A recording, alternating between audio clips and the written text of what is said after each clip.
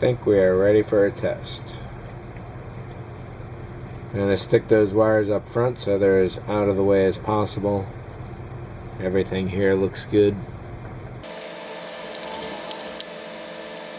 The lid fits nicely. Previously I was checking this out and the front end is not quite even with the back end. I don't know how that happened. However, I probably will be gluing the front end first, and then I'll dab a little glue on the back and one side, and then perhaps the back on the other side. I don't know. Let's get this lid up.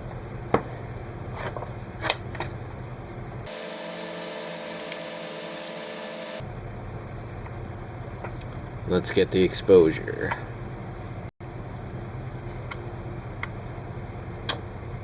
And away we go.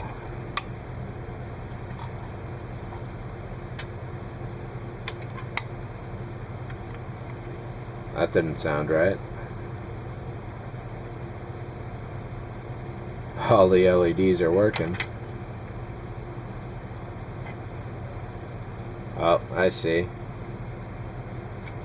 That segment down here wound up dying.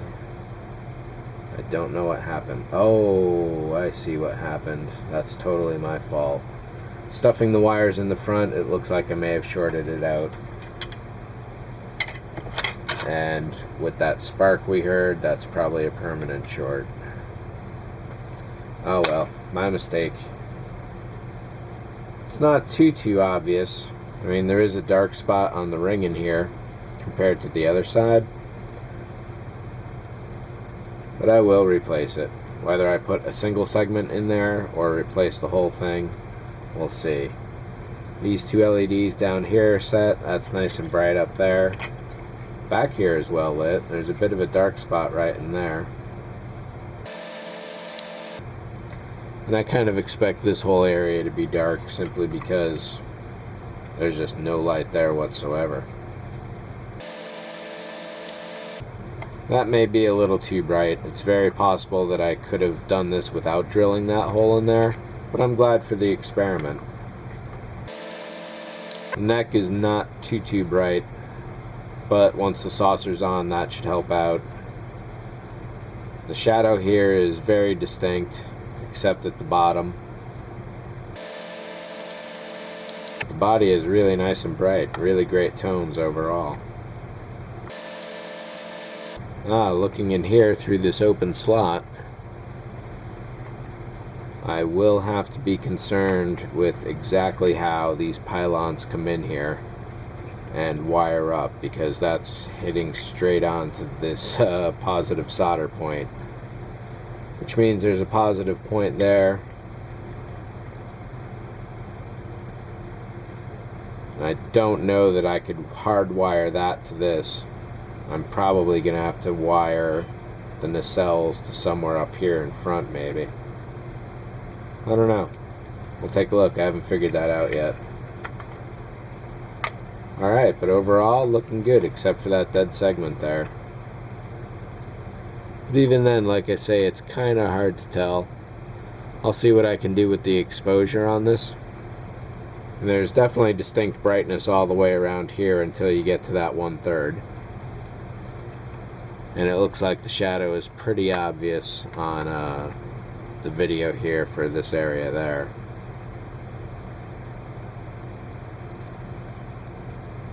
There's not really any way around that. I suppose what you could do, rather than loop that in there, is maybe just put a single 10mm LED pointing forward. I don't think it may be bright enough though.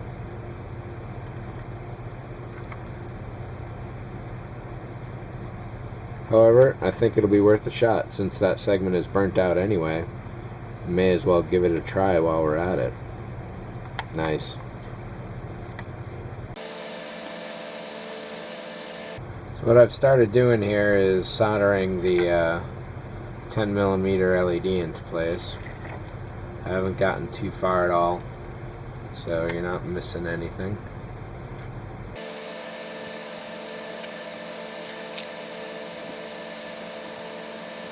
Having this move around everywhere does not help the situation out at all. Nope, not one bit.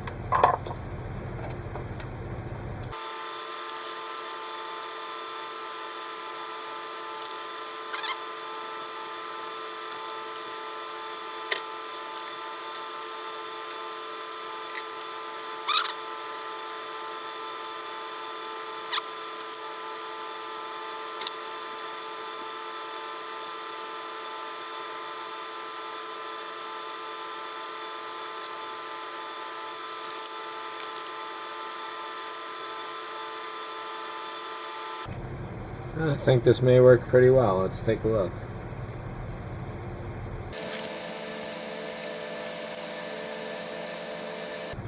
So aiming that front LED is really nice and easy.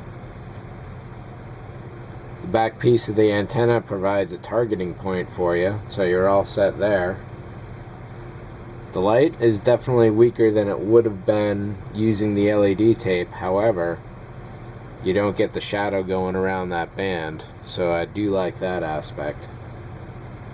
It's simpler. It's going to be cooler because LED tape does run hot when in confined spaces.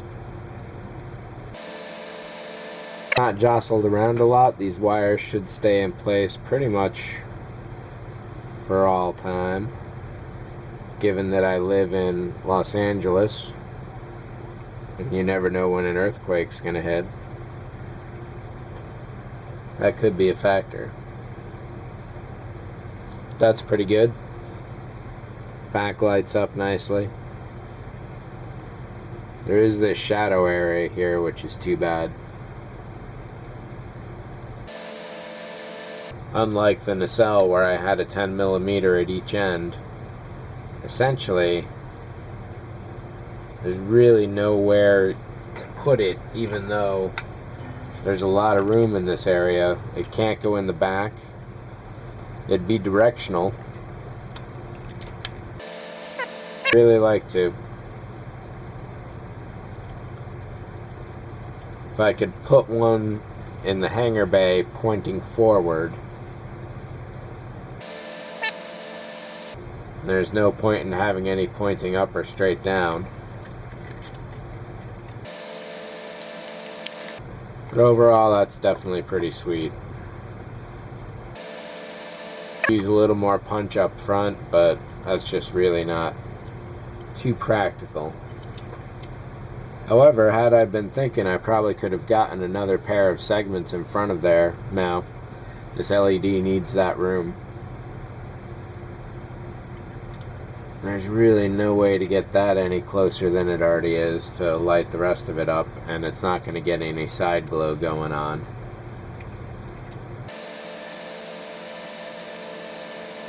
Next up, just waiting on that other nacelle, and then I'll hardwire those together here, and I'll run that power probably up along the sprue here, and then down to these guys. Actually, I got to connect the neck as well. So nacelle goes on, saucer goes on, all of those get wired together to a single set of wires, which will then connect to this. That's exactly how it goes. Overall, this piece is pretty much ready to go.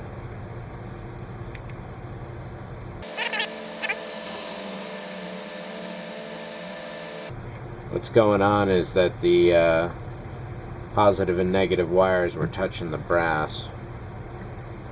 So I want to put a little extra wire in the body as a bit of a buffer.